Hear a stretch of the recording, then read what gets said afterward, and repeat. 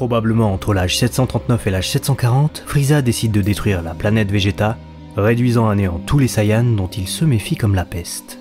Peu avant la destruction de son monde, un jeune garçon âgé d'environ 3 ans quitte la planète Vegeta en direction de la Terre. Ce petit perdra la mémoire après un choc sur la tête et sera élevé comme un terrien. Âge 762. Après une rude bataille contre l'envahisseur, Goku, le jeune garçon qui a bien grandi, et ses amis parviennent à repousser les Saiyans, et en particulier Vegeta, le prince qui doit quitter la Terre après avoir été grièvement blessé durant les combats. Alors qu'ils doivent partir pour la planète Namek, tandis que Goku est gardé plusieurs mois à l'hôpital, Bulma, Kulilin, Oolong et Gohan décident d'aller camper en pleine forêt histoire de se détendre. Pendant que Yamcha, qui est mort, se détend tranquillement en conduisant sa voiture de location. Hein? Attends, quoi? Ça commence déjà. On va vous expliquer en détail pourquoi les événements de ce film n'ont pas pu exister.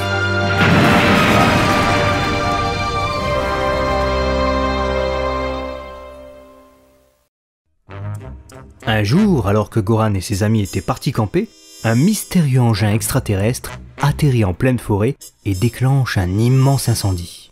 Pour sauver la forêt et restaurer la faune et la flore, Gohan et les siens partent en quête des Dragon Ball pour demander à Shenlong de rendre à la forêt son éclat d'avant.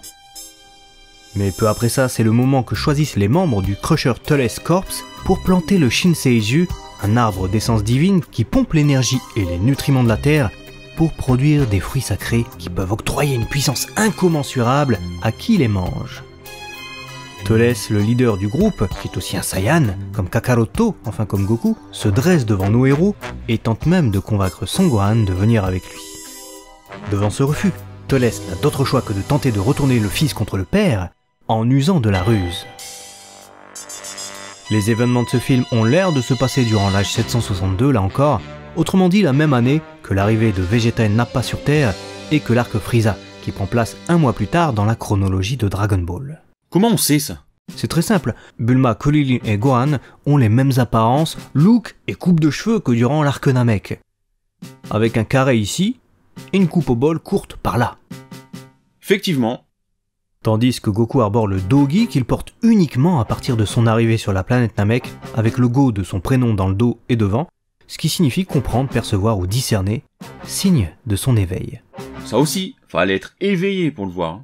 Autre chose qu'il fallait voir, toutes les dispositions et propositions du film sont nées durant la bataille contre les Saiyans sur Terre. Comment ça? On a d'abord Gohan qui enfile l'uniforme de son maître, Piccolo, et celui-ci qui vient même interférer dans le combat contre Thules pour venir sauver son élève. Ce qui prouve bien que ça se passe après l'arc Saiyan. Et donc après la mort de Piccolo. Gohan connaît aussi le Masenko, et Kulilin le Kienzan, deux techniques qu'il dévoile pour la première fois lors du combat contre Nappa et Vegeta.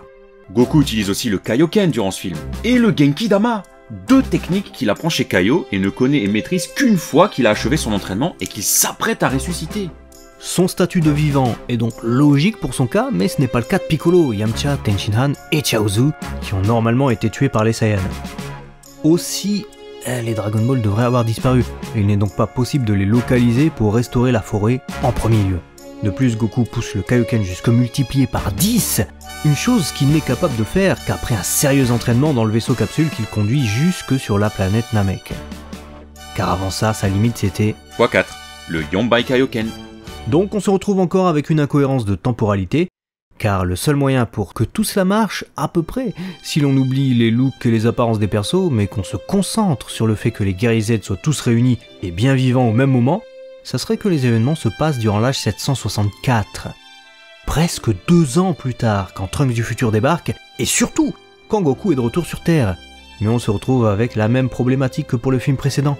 Goku ne connaît pas le Super Saiyan dans ce film, et nos héros sont moins puissants. De plus, Gohan a encore sa queue. C'est pour toutes ces raisons que les événements de ce film n'ont pas pu exister dans la chronologie de Dragon Ball. Et pour ces mêmes raisons que l'on se retrouvera avec d'autres vidéos toujours plus croustillantes sur la chaîne et la suite de cette série. Merci encore pour vos retours, partagez nombreux et à très vite. Matane.